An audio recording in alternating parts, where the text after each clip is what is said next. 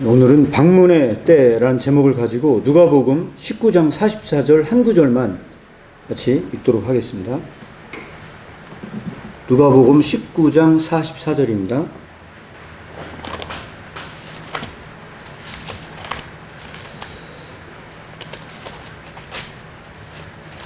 다 찾으셨으면 한 목소리 같이 읽겠습니다. 시작.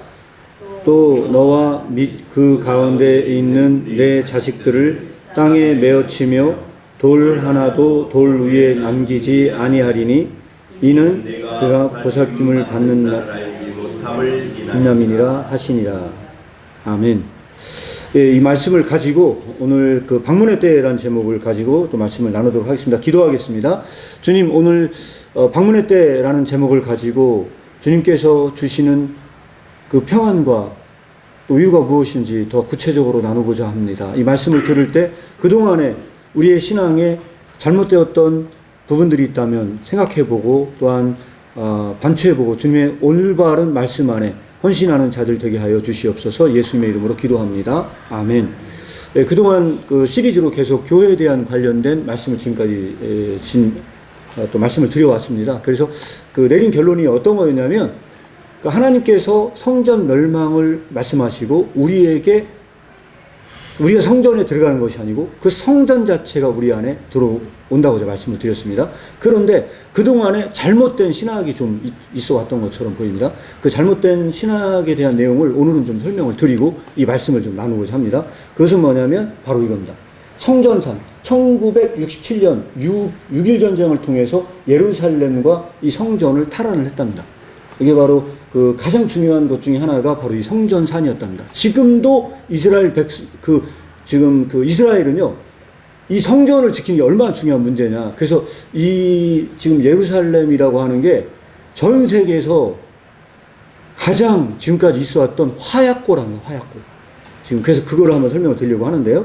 이것은 뭐냐면 성전산은 바로 이 부분은요, 3대 유일신 종교의 성지랍니다. 지금도. 그래서 유대교, 기독교, 이슬람교가 가장 중요한 전쟁터가 되어 있는 장소가 바로 이 자리입니다. 전 세계가 가장 뜨거운 화약고인데 이 살렘이라는 말은 평화란 뜻입니다. 예루살렘. 그래서 이 예루살렘이라는 말은 원래는 이 평화의 본거지라는 뜻이래요. 그래서 모리아산은 사실 이 장소는 아브라함이 이삭을 바쳤다는 그 모리아산의 그 장소이기도 하고요. 무함마드가 하늘에서 내려왔다는 것이 바로 이 장소입니다. 다윗 왕은 은 50세겔, 노동자 약 한 200일 품삯으로 이곳을 구매했답니다. 역사적인 그 팩트를 말씀드리자면 이제 이런 부분들이 있고요. 그래서 솔로몬이 BC 960년경 제1성전을 세웠습니다. 그리고 BC 586년 바벨론이 들어오면서 이 성전이 파괴되었답니다. 그리고 스룹바벨의 지휘로 BC 516년에 제2성전이 완공이 되었고 이것을 BC 20년 에돔 사람 헤롯이 이것을 중축을 했습니다. 여기까지 제가 이제 전반적인 말씀을 드린 거고요. 그리고 로마가 다시 이걸 파괴를 했는데 하드리아누스 황제가 이것을 주피터 신전으로 이것을 활용을 했답니다. 역사적으로는 이렇게 돼 있고요. 그리고 나서 AD 638년에 이슬람 우마이야 왕조가 예루살렘과 성전산을 정복을 했고 우마이야 왕조의 5대 칼리프인 압둘 말리크가 691년에 팔각형의 바위사원을 이곳에 세웠답니다. 그럼 이곳 이름이 왜 바위사원이야? 밑에 진짜로 바위가 있었대요. 10m 이상 되는 바위가 있었고 그 바위 위에 이걸 세웠답니다. 그래서 이 바위사원이 됐고요. 1099년에 십자군 시대의 교회로 잠시 바뀌었으나 1187년에 다시 이슬람이 이걸 점령을 했고요. 역사적으로. 그리고 나서 20세기 들어서 후세인 요르단 국왕이 사제 650만 달러를 털어서 순금 1200장의 얇은 판을 이 바위에 이렇게 황금을 덮어가지고 씌웠답니다. 그리고 이것이 현재 이스라엘에서 제3성전을 짓기 위한 준비를 현재 마쳤답니다. 예, 이곳에 제3성전을 줘야 된다. 그래서 이스라엘의 지금 강력한 희망은 뭐냐? 제2성전이 파괴됐고 우리가 제3성전을 만들어야 된다. 이게 바로 현재 그 이스라엘에서 지금 추진하고 있는 그 과제 중에 하나고요. 그것이 바로 이 제3성전을 짓기 위한 이 단체가 이스라엘에 두 개의 단체가 있답니다. 템플 인스티튜트라는 이 단체인데요. 이 사진에 보이듯이 여기 템플 인스티튜트 하고 이제 히브리어 써 있지 않습니까? 이스라엘의 이 운동이 있고요. 또 하나의 단체가 템플 마운트 페이스풀이라는 단체가 있는데 이 단체도 역시 바로 이런 부분들을 하고 있습니다. 지금까지가 말씀드린 제3성전을 져야 된다는 이스라엘의 운동을 말씀을 드렸고요. 이 기독교에도 이런 운동이 사실 있습니다. 이 기독교 운동을 주도하는 사람들이 있는데 이 삼성전을 짓기 위한 기독교는 뭐냐면 기독교 시온주의자들이고요. 종말론적 기독교 단체들. 이 사람들이 주로 세대주의 사실 이 천년왕국설을 믿고 있는 부류의 사람들이고요. 그리고 기독교 세계 이스라엘 선교회라는 단체가 사이트를 검색해보면 나오는데 이 사이트에서 제가 이걸 끄집어다가 넣습니다.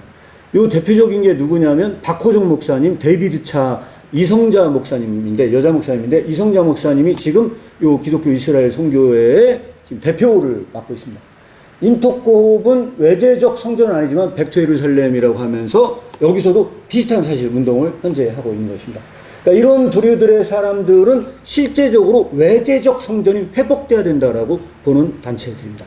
그래서 저는 이 부분들, 여기 이제 이성자 목사님 그 밑에 쭉 이렇게 이제 나와 있습니다. 실행위원들이 나와 있고요. 이 단체가 굉장히 큽니다. 사실은요, 어느 정도 크냐. 여러분들이 보시면 알겠지만은 이게 이제 우리나라 국내에 굉장히 큰 교회들, 그 대형 교회들도 사실 비슷한 사고방식을 가지고 있고요. 미국에서 이 운동은 시작이 됐습니다. 그래서 미국에서 실제적으로 이 운동을 하면서 이스라엘, 그러니까 미국과 이스라엘이 사실 굉장히 친하잖아요. 그건 어떤 그 대부분의 많은 사람들이 경제적인 거를 유대인들이 미국을 장악했기 때문에 사실 미국과 이스라엘은 뗄래야 뗄 수 없는 관계다라고 말을 하지만 실제적으로 이 관계를 연구하시는 분들 중에서는 경제 공동체보다는 종교 공동체의 가능성이 크다. 왜 그러냐면 바로 이 제3성전을 짓겠다고 하는 이 프로젝트가 이스라엘의 이 제3성전을 짓겠다는 프로젝트 정확하게 맥락이 같이 떨어지고 있기 때문에 이것은 뗄래야 뗄 수 없는 관계다라고 이야기를 합니다. 그래서 제가 이거를 챗 GPT에 물어봤습니다. 물어봤는데 여기서 이렇게 설명을 합니다. 예루살렘의 친구들이라는 이 단체가 사실 연대를 강조하고 있다. 그래서 이스라엘과 연대를 강조하고 있고 한국 기독교 이스라엘 연합이라는 이 단체가 또 있는데 이것도 마찬가지고 백투 예루살렘 운동도 역시 그렇고 인터콥 에스더 기도운동 본부도 실제적으로 이러한 제3성전을 짓기 위한 운동의 일환이다라고 챗GPT는 소개를 하고 있습니다. 소개를 하고 있는데 챗GPT는 사실 잘 물어봐야 됩니다. 이게 진짜 그런지는 진위 여부는 한번 따져볼 필요가 있는데 챗GPT는 이렇게 설명을 하고 있습니다. 그래서 지금까지 있었던 이런 부분들이 있기 때문에 저는 말씀을 드리고 싶은 게 뭐냐면 실제적으로 제가 말씀드리는 게 오히려 마이너리티한 부분이고요. 원래는 이 대한민국의 그 기독교가 처음에 소개될 당시에 세대주의 이 주의자들 이 전천연설을 믿는 이 부류의 사람들의 목사님들이 저도 그렇게 휴거나 이런 거 다 들었고 영화도 보고 다 그렇게 생각을 해봤기 때문에 다 그 부류라고 보시면 될 것 같습니다. 그래서 이 도시가 바로 평화의 도시 예루살렘입니다. 그러니까 예루살렘이라는 이 어원적인 뜻만 분석을 하면 평화의 도시 샬롬의 기초라는 뜻이고요. 히브리어는 이루샬라임이라는 뜻입니다. 이루라는 말은 기초를 놓다, 설립하다 또는 토대를 두다라는 말이고요. 샬라임은 평화를 뜻하는 이 히브리어의 샬롬의 복수 형태입니다. 그래서 이 단어로 예를 들자면 예루살렘은 평화의 기초 또는 평화의 도시라고 말을 해야 맞는 말입니다. 그런데 여기에서 우리는 뭘 알 수 있느냐?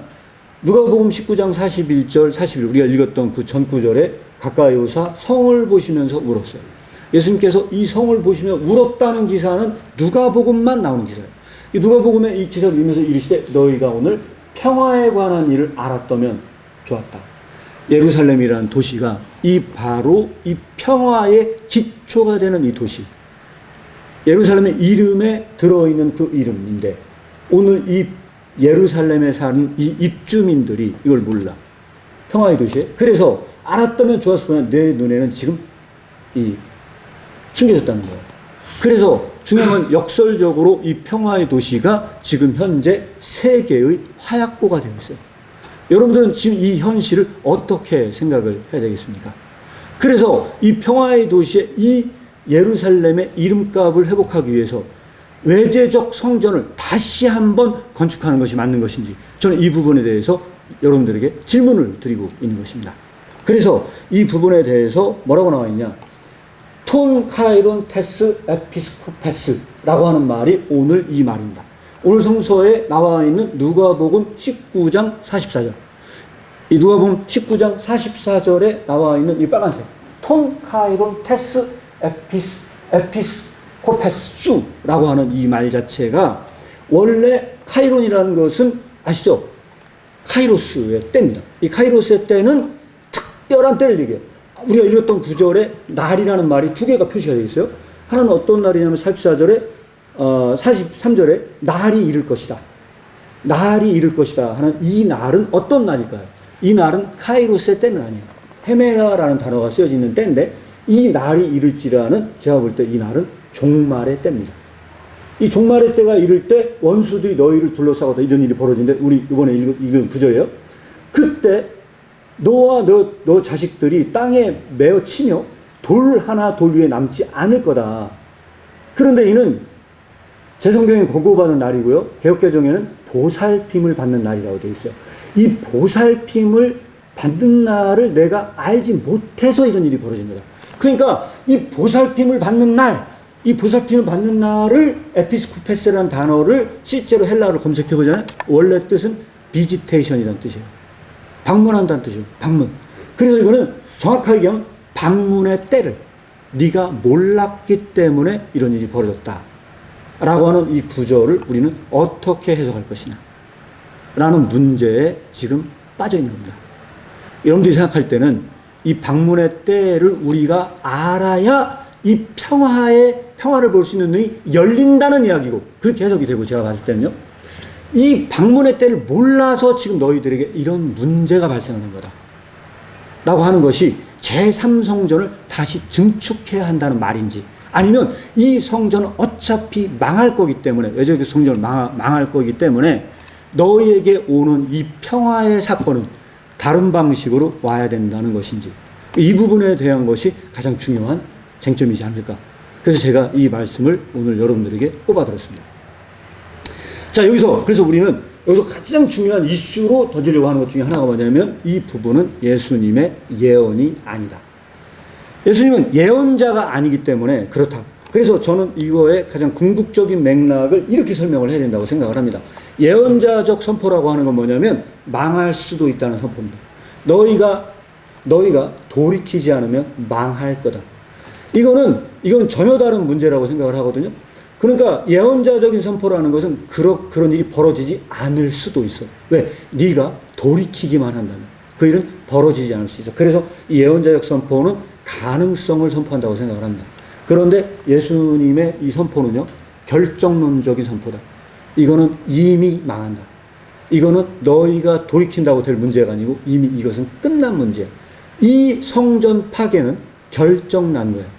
이거는 끝난 거야. 이것은 그래서 종말론적 사건이야. 그래서 제가 볼 때 예언이라기보다는 오히려 묵시로 보면 더 좋을 것 같다는 생각이 듭니다. 묵시라고 하는 건 어떤 겁니까? 그냥 어떤 이런저런 것에 대한 예언이라는 게 아니고 궁극적 멸망입니다. 궁극적 종말의 선포입니다. 그렇기 때문에 이것은 예언자적 선포가 아니고 예수님은 예언자가 아니다. 이것은 결정난 운명이다. 이미 외제적인 성전은 문을 닫았다. 그런데 여기다가 다시 한번 제3성전을 짓겠다는 것은 그것은 유대교적 사고방식이다. 유대인들은 그럴 수 있다. 그런데 믿는 크리스천이 그거에 동조해서 과연 그 운동을 벌인다고 하는 것은 그것은 다시 유대교로 돌아간다는 의미이기 때문에 이것은 말이 안 된다고 저는 개인적으로 판단하는 겁니다. 그래서 이 부분을 다시 한번 우리가 살펴봐야 될 것이 바로 소돔과 고모라 사건과 비교해서 분석할 필요가 있다. 왜? 창세기 18장의 소돔과 고모라에서는요 뭐라고 얘기를 하냐? 아브라함이 이렇게 얘기를 합니다. 주께서 의인과 악인을 함께 멸하시려나이까. 자, 이 성전에 의인이 있는데도 멸한다는 건 말이 안 됩니다. 하고 하나님과 딜을 하는 겁니다. 협상을 하는 겁니다. 그런데 의인을 악인과 함께 죽이심은 부당하오며 의인과 악인을 같이 하심도 부당하다. 세상을 심판하시는 이가 정의를 행하실 것 아닙니까? 라고 하면서 하나님께 얘기를 하는 겁니다. 의인이 있으면 단 10명의 의만 있어도 절대 이건 무너지지 않는다. 라고까지 협상을 한 겁니다. 그런데 여기서 중요한 뭐냐면 성전 파괴는 예루살렘의 멸망은 이것은 결정된 겁니다. 이거는 그 사람을 찾으면 멸망당하지 않는 게 아니고 이거는 그냥 결정당한 거예요. 멸망은 결정됐고 구원은 제자들과 사람들에게 가려져 있다는 거예요. 그 눈이 가려졌다는 거예요. 이 사건은 2000년 전에 일어난 사건이고 우리는 안전하다. 우리는 평화와 안전 속에 있음을 감사하자. 여러분 이렇게 말할 수 있습니까? 없습니까? 어떻게 생각하시나요? 그래서 제가 여기서 의문을 드는 건 이겁니다. 야, 그것은 역사적인 팩트야. 그것은 그 끔찍한 일은 역사에서 로마가 진군해서 AD 70년에 예루살렘 파괴는 딱 한 번 일어났고 그 사건은 다시는 일어나지 않아. 라고 말하면서 우리는 안전하다. 우리에게는 절대로 그런 것이 일어나지 않고 그 평화와 안전 속에 있는 우리는 감사하자. 이렇게 말할 수 있나요? 그래서 제가 여러분들에게 질문을 드린 것은 바로 이겁니다. 역사 속에서 이 사건은 한 번만 일어났고 이 사건은 다시는 일어나지 않은 사건인가? 라고 하는 부분에 대해서 한번 생각해 볼 필요가 있어서 질문을 드렸고요. 두 번째 질문은 이겁니다. 소돔과 고모라가 더 절망적이냐? 예루살렘이 더 절망적이냐? 어떻게 생각하십니까? 중요한 두 가지 질문을 제가 드렸어요. 이 사건은 그때 진짜 딱 한 번만 일어난 사건이냐?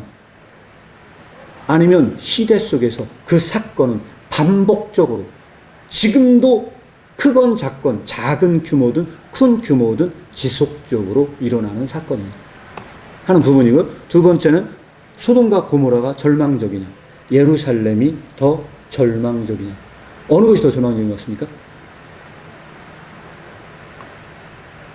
우리는 아브라함 사건을 보면은 굉장히 절망적으로 읽었어요. 결국 그 성은 망했구나 하는 건데, 이거는 결정된 사실입니다. 네. 다른 말로 얘기하잖아요? 이렇게 설명드릴 수 있을 것 같아요. 예루살렘에서는 무죄한 자들이 죄인들과 함께 운명을 나눠야 돼요. 그냥 의인이든 악인이든 그 성에 살면 다 같이 죽는 거예요. 그러면 아브라함이 항변했던 건 뭡니까? 악인과 함께 의인을 멸하시려고 하는 겁니까? 하는 그 항변이 안 먹히는 장소예요. 이 장소는 그냥 멸망하는 겁니다. 그러면 얼마나 절망적 사건입니까? 예수 그리스도께서 말씀한 사건은 저는 바로 이런 점에서 본다면 굉장히 절망적 사건으로 읽혀질 수밖에 없고, 그리고 더 충격적인 건 만약에 이 사건이 정말로 그 시대에 딱 한 번만 일어난 게 아니고 우리의 삶 가운데 이것은 일어나는 사건으로 읽혀진다면 이것은 더 절망적일 수밖에 없다. 그래서 이 사건을 두고 해석하기가 너무 힘들어요. 그래서 이 사건을 두고 해석을 하기가 너무 힘들다 보니까 두 가지 견해가 나눠지는 것 같아요. 두 가지 견해가 나눠지는 것 같아요. 그러면 이 멸망이 결정된 거면 이거는 우연한 사건일 것이다. 그래서 우리 가끔 뭐 쓰나미가 몰려오거나 그렇게 할 때 왜 하나님께서 이러한 무지막지한 일을 보내십니까? 우리 그렇게 얘기를 합니다. 그때 일부 목사님들이 욕을 얻어먹는 이유가 뭔지 아십니까? 그들이 죄 받아서 그래. 하면서 이제 그 30만이 타 죽은 것도 다 그 죄인들이어서 그래. 막 이런 거에 대해서 어마어마한 그런 욕을 얻어먹습니다. 그래서 우리는 이거를 가장 쉽게 해석할 수 있는 방법은 뭐냐? 인간은 최선의 노력을 다했으나 이것은 우연히 벌어진 사건이다라고 하면 그나마 마음에 위안을 얻을 수는 있어요. 그런데 이게 하나님의 심판이야라고 하면요, 도저히 납득하기가 어려운 사건입니다. 어떻게 생각하십니까?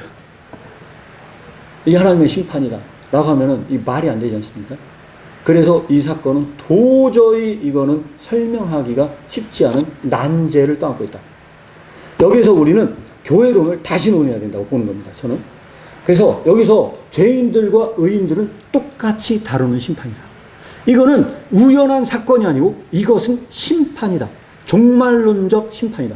그래서 마태복음 5장 40절을 보면 이같이 한즉 하늘에 계신 너희 아버지의 아들들이 되리니 이는 하나님이 그 해를 악인과 선인에게 비추시며 비를 의로운 자와 불의한 자에게 똑같이 내리신다. 이거는 그나마 좀 이해가 돼. 이거는 왜 이해가 되냐? 이 전구절을 보면 뭐냐면 너희가 원수까지도 사랑하라는 이야기예요. 마태복음에 보면요. 너희가 원수까지도 사랑해. 너희가 원수까지 사랑하잖아요? 그러면 이와 같이 하늘에 계신 너희 아버지 아들이 된다는 거예요. 너희가 원수를 사랑하면 하나님 아버지의 아들이 된다는 거예요. 그런데 이는 하나님의 그 해를 악인과 선인에게 비를 비추시고 의인과 악인이 불의한 자에게 똑같이 바로 이런 혜택이 돌아간다는 거예요. 뭐 때문에? 네가 그 원수를 사랑했기 때문에 이런 일이 벌어진다는 거예요. 그러니까 이것도 사실 받아들이기가 힘든 말씀이거든요. 이것도 너무 받아들이기 힘든 말씀이야. 그런데 오늘 본문 말씀은 이런 말씀이 아니에요. 의인과 악인이 똑같이 하늘에서 내리는 그 너희의 아버지 아들이 되면서 이 똑같은 혜택을 받는 이런 얘기가 아니고, 그래서 뭐냐면 이겁니다. 죄인과 의인을 똑같이 다루는 심판이 될 것이다. 이게 바로 성경이 말하고 있는 종말론적 심판입니다. 종말론적 심판이에요. 이 심판은 그래서 두려운 심판입니다. 두려운 심판인데 의로운 자의 운명과 불의한 자의 운명이 똑같다. 이것은 달라질 게 아니고 네가 아무리 하나님 앞에서 의로운 삶을 산다 해도 그 운명은 다를 바가 없다. 그 외재적인 성전은 망한다. 라고 하는 이것을 공유해야 한다면, 또 하나는 뭐냐면 경건이 이 세상에 어떤 약속도 주어지지 않는다면, 이 경건한 자에게는 이런 축복이 있을 거예요 라는 게 아니고, 아니야, 경건한 자도 결국은 다 망해 라고 얘기를 한다면 어떤 희망이 여기에 있냐는 거예요. 우리 이 물음에 대해서 이야기를 해야 된다는 거죠. 또 하나는 뭐냐, 용기와 신뢰로 가득 채웠던 모든 그 덕을 세우는 생각들이 전부 다 환상이고 착각일 뿐이라는. 그래서 모든 사람들은 이 예루살렘 이 성 안에서 다 멸망을 당해야 한다면, 과연 이것은 우리에게 도대체 어떠한 위로를 가져다 주는 것인가? 바로 이것이 오늘 우리가 나누고자 하는 주제입니다. 이게 우리가 오늘 나누고자 하는 바로 그 샬롬입니다. 샬롬. 이 샬롬은 다르다는 거죠. 그래서 과연 이 일이 다시는 일어나지 않는가? 라고 하는 건 제가 한번 말씀을 드렸습니다. 이거는 누가복음 13장 1절에서 4절까지 말씀에 이렇게 나와 있습니다. 누가복음 13장 1절에서 4절까지 말씀을 보면요, 이렇게 나와 있습니다. 너희는 빌라도가 학살한 이 갈릴리 사람들이 다른 모든 갈릴리 사람보다 죄가 더 있는 줄 아느냐? 예수님께서 이런 질문을 던지는 거예요. 아니면 실로암 탑이 무너져 그 아래 깔려 죽은 18명이 예루살렘에 사는 다른 모든 사람들보다 더 큰 죄를 지었기 때문에 그런 일을 당했다고 생각합니다. 하고 예수님은 반문을 합니다. 그렇지 않다는 겁니다. 예수님 여기서 뭐냐면, 그래서 이 사람들이 더 큰 죄를 지어서 그런 것이 아니라는 겁니다. 그러면서 내린 결론을 얘기하자면 이겁니다. 그럼에도 불구하고 의인이 죄인과 운명을 나눠야 할 때, 바로 이것이 종말론적 심판의 문제고, 우리는 이 문제에서 어떻게 하면 평안을 찾고 이 평화의 도시의 평화를 회복할 수 있을 것이냐. 그러니까 이 부분에 대해서 이야기를 나눠야 된다. 그런데 예수님이 여기서 내린 결론이 이겁니다. 이 누가복음 13장에 내린 결론은 너희도 회개하지 아니하면 다 이와 같이 망한다. 너희도 회개하지 아니하면 다 이와 같이 망한다. 라는 겁니다. 그래서 저는 여기에서 하나님의 예수 그리스도의 복음 안에 들어오기 가장 힘든 부류의 사람이 있다고 생각합니다. 여기서. 복음을 만나기 정말로 힘든 부류의 사람들이 있어요. 그것은 뭐냐면 윤리책에 나오는 맹자, 공자 같은 사람입니다. 도덕분자들. 이 사람들은 복음을 만날 수 없습니다. 왜? 이 종말론적 심판에서 이걸 맞닥뜨려서 이걸 받아들이기가 어렵습니다. 나 같은 사람이 죄인이라는 것을, 내가 그럼에도 불구하고 하나님 앞에서 똑같은 죄인이라는 걸 받아들이기가 어렵습니다. 그래서 이 종말론적 심판은요, 결국은 이것을 받아들이냐 마느냐의 문제고요. 이거는 전혀 다른 문제입니다. 이 전혀 다른 문제라고 하는 건 바로 이런 겁니다. 어떤 거냐면 모든 사람은 죄인이야. 로마서에 나와 있는 말씀처럼 모든 사람이 죄를 범하였음에 하나님의 영광에 이르지 못했다 라고 하는 것을 선포할 수는 있어요. 우리가 선포할 수 있거든요. 그래서 우리 뭐 많이 그 얘기하잖아요. 그리고 안 믿는 사람들한테 가서 얘기를 하잖아요. 그러면 제가 설득할 자신도 있어요. 왜? 제가 설득할 때 많이 쓰는 방법 중에 하나가 아리스토텔레스의 3단 논법을 씁니다. 3단 논법. 3단 논법을 쓰는데 뭐라고 얘기를 하냐면요. 모든 사람은 죄인이다. 3단 논법. 모든 사람은 죄인이다. 자, 여기서 모든 사람은 죄인이다를 사람들이 인정을 잘 안 하려고 그래요.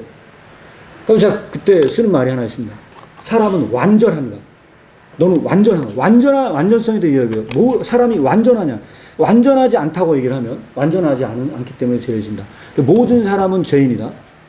두 번째 명제입니다. 죄인은 교도소에 가야 한다. 따라서 모든 사람은 교도소에 가야 한다. 이게 이제 보통 논리학에서 나오는 가장 중요한 것 중에 하나입니다. 모든 사람이 죄인이고 죄인은 교도소에 가야 한다면 모든 사람은 교도소에 가야 돼요. 그런데 마지막 결론은 참이 아니잖아요. 여기서 무슨 오류가 있느냐라고 할 때 이 논리학에서 말하는 오류는 뭐냐면요. 애매어의 오류라는 거예요. 모든 사람은 죄인이다라고 말할 때 이 죄인은 도덕적 죄라는 거예요. 윤리적인 씬이라는 거예요. 그런데 두 번째, 죄인은 교도소에 가야 한다고 할 때 그 죄인은 법적인 죄인이라는 거예요. 이 애매어가 발생했기 때문에 여기에서 오류가 발생했다는 거예요. 그런데 오늘 이 종말론적 심판이라고 하는 건요. 의인은 단 한 명도 존재하지 않을 정도로 이것은 어떤 사람의 종말로 저는 봐야 된다. 그래서 이 종말론적 사건은 한 번만 일어났던 그 사건이 아니고 모든 사람에게 이 세계가 무너지는 사건은 누구나에게 이것은 와야 되고요. 이 사건을 경험하지 않은 사람은 주님께서 말씀하신 이 성전이 그 사람 속에 내재될 수 없다. 여기서 말하는 주님께서 말씀하신 내가 너와 함께 살겠다 하는 이 사건, 그래서 이 사건과 함께 너희에게 평안이 있을지어다. 너희에게 평안이 있을지어다라고 하는 것은 외재적으로 우리가 전쟁을 통해서 만들어진 평화가 아니고 이것은 주님께서 우리와 함께 동행함으로써 우리에게 오는 평안이다. 이 평안이 왔을 때 유일하게 이 멸망에서 그 사람만 숨겨진다는 겁니다. 그 사람만 숨겨진다. 그 사람에게 도래할 이 평화는 세상 속에서 감추어진 평화다. 그래서 이것이 국가나 조직공동체가 만들려고 하는 전쟁이 없는 평화를 말하려고 하는 것이 아니고 이것은 우리와 함께하는 주님께서 만들려고 하는 그 평화이라고 생각을 합니다. 그래서 이 부분에 대해서 설명을 드릴 수밖에 없고 그동안에 이 교회론적인 측면에서 또 제3성전을 세워야 된다거나 아니면 백투 예루살렘으로 가려고 하는 것은 저는 오히려 역행적인 거고 기독교를 유대교와 다른 바가 없는 것으로 만드는 것이고 오히려 우리는 이 복음을 믿어야 된다. 이 복음이라고 하는 것은 주님께서 임마누엘이라고 말씀하셨거든요. 내가 너희와 항상 함께 하겠다. 너희와 항상 함께 하겠다고 말씀하신 그 주님은요. 다른 방식으로 함께 한다. 그런데 제자들이 이걸 이해했느냐?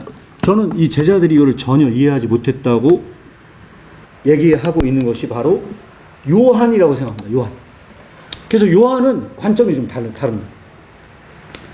요한은 관점이 다른데요. 한번 요한복음을 찾아서 이 부분에 대해서 보도록 하겠습니다.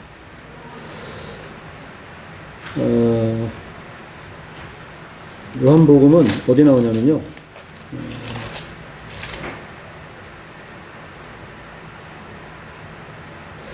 12장 16절이 바로 그 예라고 생각합니다. 요한복음 12장 16절은 나귀 타고 예수님이 입성하는 장면에 대한 이야기거든요. 입성하는 이야기인데 요한복음만 말하는 게 있어요. 이게 요한복음만 말하는 거거든요. 요한복음은 이렇게 얘기해요. 예수님께서 나귀 타고 입성을 하면서 하늘의 영광 하면서 막 그 왕이 오신다 할 때 그때 16절 이렇게 얘기합니다. 제자들은 처음에 이 일을 깨닫지 못했다는 거예요.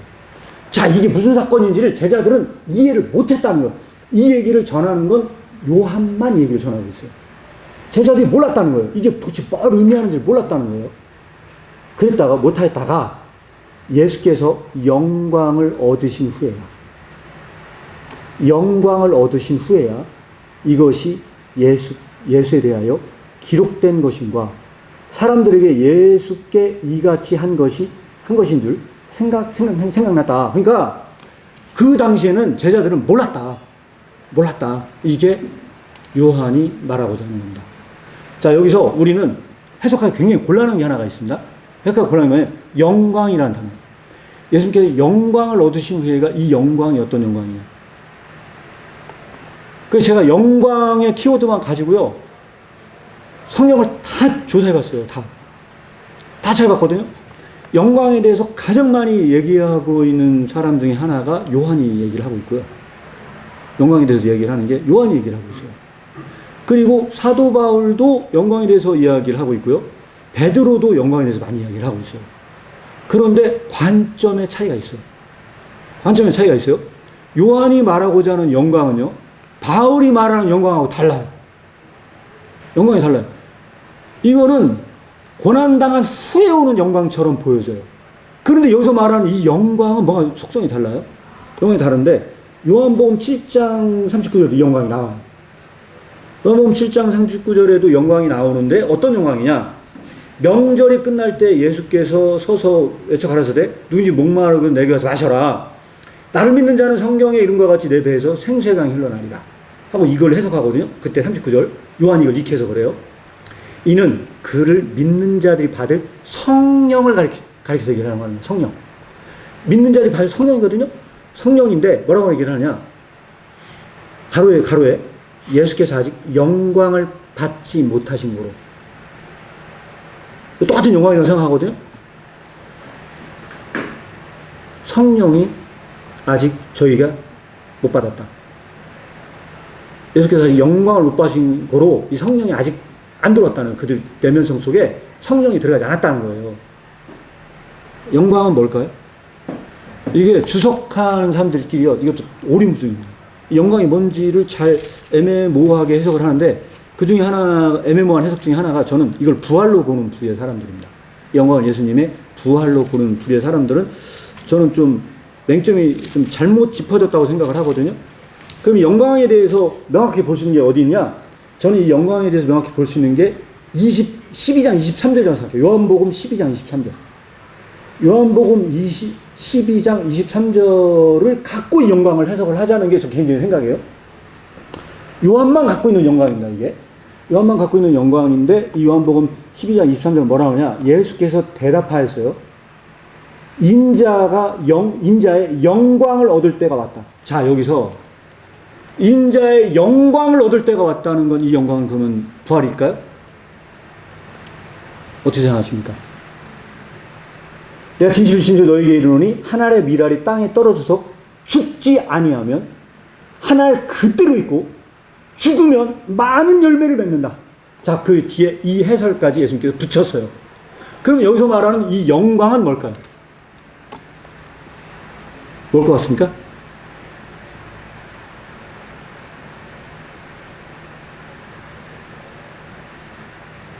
저는 죽음이라고 생각합니다. 죽음. 이게 요한이 말하고 있는 영광입니다. 예수 그리스도의 그 죽음 자체가 영광이다. 그런데 그 영광을 얻으신 후에야 제자들이 드디어 깨달았다. 그 전까지는 몰랐다. 그러니까 이 구절이고요. 저는 오늘 본문 말씀도 그래서 누가는 그렇게 얘기를 합니다. 누가가 말하는 건 누가가 말하는 건요. 누가복음에서 누가가 말하는 거 다 인맥상통하는 부분들이 있는데 제자들과 사람들이 소리 질렀거든요. 왕으로 오시는요 하늘은 평화요 가장 높은 곳에 영광이로다라고 했는데 그래서 제가 이 말씀을 드리는 겁니다. 그들은 말로는 그렇게 설명했는데 그게 뭔 말인지 몰랐어. 깨닫지 못했어 제자들은. 그런데 중요한 거는 바리새인들이 열받아가지고 제자들이 젖소리 하는데 야 너 못하게 해 그랬더니 예수님께서 그런 말씀하셨거든요. 저희가 말을 안 하면 돌들이 소리를 지를 거다. 돌들이. 그러니까 그 말은 맞는 말이다. 틀린 말은 아니다. 뭔지 모르고 무지한 상태에서 그들이 말을 했지만. 그래서 요한의 신학에 보면 이 말은 틀린 말은 아니지만 그들이 몰랐다. 그 영광이 뭔지. 그래서 요한은 정확하게 둘러나눕니다. 정확하게 둘러나는데 요한 신학에서 마지막 요한하고 마무리하겠습니다.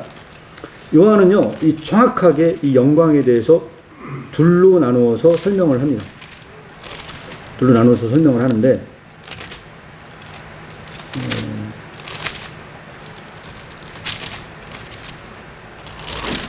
여러 구절이 많이 있습니다. 제가 찾을 수 있을지는 모르겠으나, 5장 44절에도 너희가 서로 영광을 취하고 유일하신 하나님으로부터 오는 영광을 구하지 않는다. 두 가지 영광이 존재한다는 거예요. 너희가 서로 영광을 취해요. 그런데 유일하신 하나님으로부터 오는 영광을 구하지 않는다. 이렇게 대비적으로 설명을 항상 하고 있습니다. 사람이 취하려고 하는 영광과 진짜 그리스도의 영광이 다르다는 거예요. 그리고 어디 나오냐? 7장 18절에도 나옵니다. 스스로 말하는 자가 영광만 구하되 보내신 이의 영광을 구하는 자는 참되다. 이것도 두 가지 영광이 대비되어 설명되어 있습니다. 그래서 요한은 계속해서 사람들이 구하는 영광과 하늘에서 주는 영광이 다른 그 영광의 포인트를 얘기를 해요. 그런데 여기서 제자들이 가장 큰 오해한 건 뭐냐? 제자들도 그 영광을 오해했다. 이게 바로 요한이 말하고자 하는 이야기입니다. 오늘 본문은 사실 그와 굉장히 관련이 있다고 생각을 하는데 왜 관련이 있다고 생각을 하냐? 요한이 말하는 그 성령은 언제 들어오냐? 주님께서 방문하시는 때, 우리에게 그 방문하시는 때는 그리스도께서 임마누엘로 부활하신 예수님이 나는 간다. 나는 가지만 너희에게 성령님을 보내시겠다고 하셨던 이 방문회 때 정확하게 들어오는 건 뭐냐? 저는 그게 성령이라고 생각합니다. 주님께서는 부활하시고 가셨어요. 그런데 그 사람들에게 예수님의 죽음과 부활에 동행한 사람들, 그래서 그분을 따르는 사람들에게 주님께서 성령님을 선물로 주십니다. 그 성령님이 들어오실 때 그들은 뭘 알게 되냐? 영적인 눈이 열려요. 그래서 평안이 무엇인지 깨닫게 될 거예요. 이 지상의 모든 것이 망하더라도 그들 속에서는 주님께서 주시는 평안이 함께 할 겁니다. 오늘 카리스교회에서 예배드리는 모든 분들에게 주님께서 약속하신 이 평안이 함께 하기를 축복합니다. 네, 말씀을 마무리하겠습니다.